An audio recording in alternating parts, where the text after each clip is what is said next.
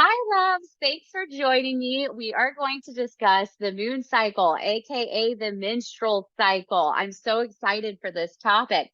My name is Jeri Stroop. I am a certified Reiki master, registered Kundalini yoga instructor. I'm a certified energy healer with the Donna Eden program. So I also do energy medicine. So I'm so excited to dive into this topic. If this is something that you like, definitely do hit the like button. If you'd like to subscribe to my channel, it's free. It just will make sure that you get the newest content as it's released. And I hope that you enjoy this content because it was very valuable for me when I was going through my yoga training, but understanding the energies that I experienced throughout my menstrual cycle. All right, so let's talk about the average cycle. So, a menstrual cycle is defined by day one of bleeding. So, that is the very beginning of your cycle. And it will be on a cycle of 21 to 45 days depending on the woman, because each actual cycle is very unique. The average cycle, they do follow the lunar calendar. So that is going to be about 28 days. But I will open it up for those of you who do bleed beyond the 28 days and go more into the, 45 day. But anything beyond that is really considered kind of chronic. So I don't really cover that. And this will continue on until bleeding stops or what is considered menopause. So there are four phases. There's the menstruation phase, which is days 1 through 7. There's the follicular phase, days 6 through 14. Ovulation phase, days 10 through 16. And then the luteal phase, 15 to 45, again, averages about 28 days. Ovulation occurs around day 10 to 16, but averagely happens about the 14th day of the month. You ovulate from the left 1 month and then the right the next month. And even though you may not be still having a menstrual cycle, the hormones and the energies will still impact you. So this is still really great information, even if your cycle has stopped. Okay, let's talk about just a brief overview of what is going on within these days. So day one, bleeding begins. So your menstrual cycle has begun. And then day 1 through 7, a few follicles are going to grow and they're going to have an immature egg at the center of the follicle. And estrogen is beginning to be secreted into the bloodstream. So this is really preparing your uterus and your body for pregnancy. Around day 7, only one follicle is going to survive and continue to grow. And the others are actually going to degenerate and scar. Day 12, large amounts of estrogen floods the bloodstream. And this aids the female reproductive organs and cells and help them actually mature and grow. Day 14, there is a lot that happens on day 14. So this is the typical day that you would be ovulating. So the hypothalamus is going to detect a high rise in estrogen, and it's going to release its own hormone signaling to the pituitary gland to release the follicle stimulating hormone, FSH, and the luteinizin hormone, LH. And it triggers testosterone production as a result. So, women, if you've ever noticed that around the mid of your month, you may be craving a bit more, sexual attention or a lot more sex, it's actually because your testosterone is up. So, you definitely are going to feel a little bit more like your sensual self. So the follicles begin to come out of the ovary. The fallopian tubes are actually going to swoop in and come a little closer so it can catch it. Meanwhile, the cell is going to burst out of the ovary. It floats into midair until it's swept into the fallopian tube. I mean, come on, how witchy is that? That is so cool. And then day 21 through 45, you're going to have the increase in progesterone levels that I talked about. And this is produced by the pituitary gland, the endocrine system, and this is to prepare your breast and your uterus for fertilization. And this is my nice little drawing over here of what, the little egg bursting out of the ovary and going up to the fallopian tube. Of course, the fallopian tube would be a bit more closer, but this is just my crude drawing just so you get an idea. Okay, so I want to put this, it's basically everything that we just covered, but I'm going to put it in a round chart because eventually we're going to overlay this with the energies. And I just want to briefly show you how to read this. So we're not going to go over all the information. It's just a brief overview. So right here where we have our little map guy, this is where bleeding starts. So it's going to start, here we are, day 1. This is the menstrual cycle. And then we're going to move to the next phase, which is the follicular phase, again, days 6 through 14. And then you have your ovulation phase. And then we come over here to the Loodle. Okay. All right. So the moon archetypes, let's jump in. So we have four main archetypes that we're going to talk about: the maiden, the mother, the enchantress or wild woman, whichever one you prefer to, it's no right or wrong answer. It's whichever one you prefer to identify with. The witch, the crone, or the wise woman. I like to go with witch, but some people prefer to go with crone or wise woman. So it's totally up to you. All right. So the first one we have is the maiden. This is going to happen, and we're going to start out not when bleeding begins because the maiden doesn't actually come in until days 6 through 14. So we're going to start with the maiden just so we can kind of build up from a perspective of when we do get to our menstrual cycle.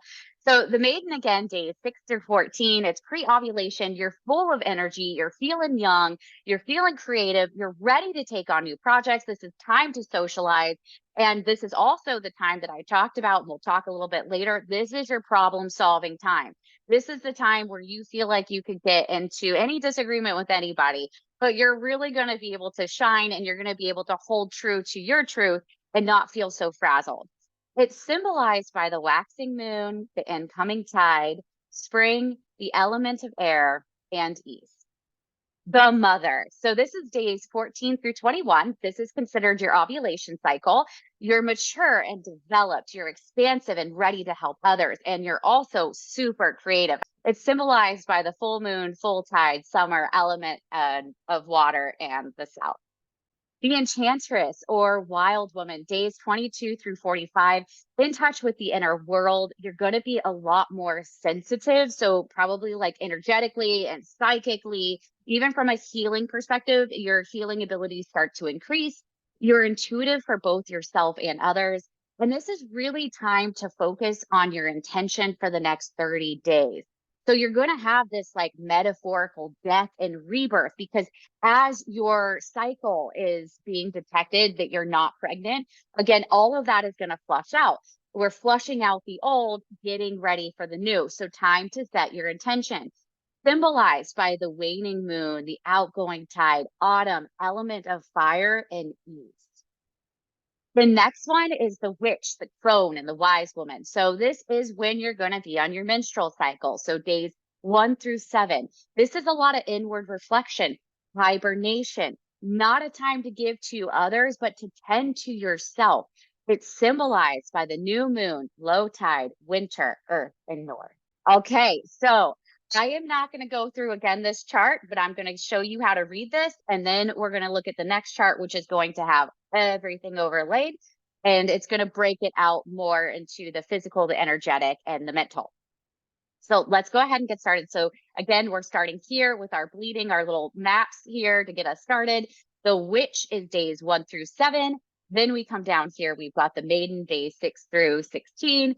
And then the mother, days 14 through 21. And then the enchantress, days 22 through 45.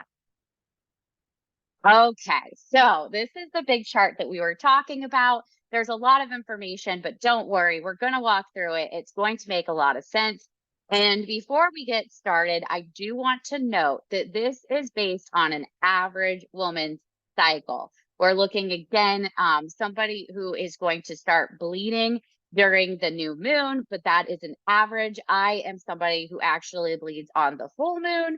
So it just really depends. So you may see when you enter in your own data that yours is a little different, or it could also be flipped, right? So you can really see where the energies may be working for you or working against you.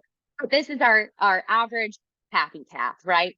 Day 1 of moon cycle, season, winter, moon, new moon, or dark, cardinal direction, north.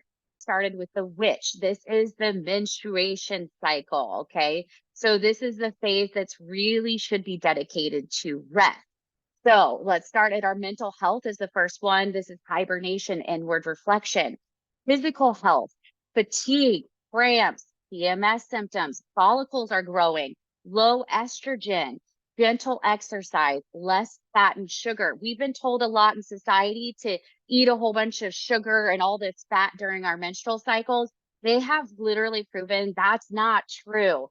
Sugar, number one, it can be an endocrine disruptor, and the endocrine system involves your pituitary gland, your uterus, all of the things that are part of your reproductive system. So you really want to be sure that you're eating a lot healthier because your body needs nutrients. It doesn't need sugars and fats. So something to really pay attention to. Energy health, focus on the self. Sacral chakra and root chakra healing is really big during this time, especially if you have menstrual cramps. This will help with the pain. Projects on hold. So if you've got stuff that maybe you can like lay down and just review or just do the finite details, this is a great time to do this, but don't put on brand new projects, and as much as you can, allow yourself a break. This is when your physical and healing abilities are going to increase. And as we move into the next phase, days 3 to 5, you're going to see the estrogen begin to build. All right. So day 7 of the moon cycle, this is when your estrogen again begins to build. The season is spring. The moon is a waxing moon and the cardinal direction is east. From a mental health perspective, you're feeling vibrant, full of life, social, and ready to mingle. This is when you really want to problem solve. If you have some difficult things to discuss with your partner or anybody else, this is the time to do it. You're feeling a lot more vibrant and ready to take on challenges. Physical health, pre-ovulation, one follicle is continuing to grow. Reproductive organs grow and mature. Energy health, you're active, you're creative, your ability to take on challenges and new projects. Okay. So again, I have in parentheses relationships. So this is again when you should have those discussions. All right. At the very bottom, day 10 through 14 of the moon cycle, the estrogen floods, right? So the moon is a full moon. The season is summer. The cardinal direction is south. So we're going to come up here to this mental health. This is considered the mother and ovulation phase. So during this phase, the mental health is expansive and maternal. You're mature and developed. You're available to yourself and others. The physical health, you're actually ovulating. Your testosterone is up. Your orgasm frequency, availability to orgasms, and intensities increase. So you have a lot more sexual availability during this time. The growth spurt in the cell, the tubes move closer, and the egg bursts out. So a lot going on. Your energy health, you're full of emotions during this time. You're really going from a mix of active going into rest, but it really just depends on how you've treated your body for the past 30 days. Have you set yourself up for success? Or are you putting yourself in a place of opportunity for growth and finding that intention? Because this is where we really need to start seeing, how do we feel? Take a look at your skin. Is your skin dry? Were you hydrated over the past month? If not, these are starting to show physical signs of what we need to do for the next month in order to prepare our cycle. Because one thing I didn't mention is during the maiden phase, you'll notice in the mirror, your skin never looks better. You actually look vibrant. You look full of life. So you can also see from a physical perspective how the energy is really affecting you, because the energy is from the inside and it's really going to come out from a physical perspective. Okay, so we're looking here, day 21 through 22 of the moon cycle. So your progesterone is building. The season is autumn. The moon is a waning moon, and the cardinal direction is west. So this is the enchantress or the wild woman, the luteal phase. Okay, so we're going to focus here at the mental health. You're going to be sensitive and intuitive during this time, very in touch with your inner world. Physical health, the PMS symptoms may begin to set in now. You may be feeling bloated, tired, tender. Progesterone is continuing to build. You need more healthy fats and a lot more exercise during this time. Again, exercise is going to help you with the pain. Get moving, and that will help you, as well as being able to eat a very stable and healthy diet. Energy health, again, you're intuitive and you're ready for yourself. I'm sorry, you're intuitive for self and others. And this is a great time to start focusing on setting a new intention for the new cycle. This is a drawing that I put together. It has everything kind of together here. I put this together for my clients, but this is just kind of a crude drawing of what I just showed you. If you do prefer this, I actually really prefer my own drawing over what I could do in PowerPoint. feel free. You can even just take a snapshot of it. I don't get upset with those things. If this is helpful to you or other people, share this information. I mean, honestly, we need to share information with each other. We need to keep each other abreast on our cycles in general. It just helps people better understand women, and it helps us as women better understand ourselves. Okay, so let's talk about tips on keeping healthy during your menstrual cycle. I don't know if you can see this little box, but I'm just going to move this over just in case.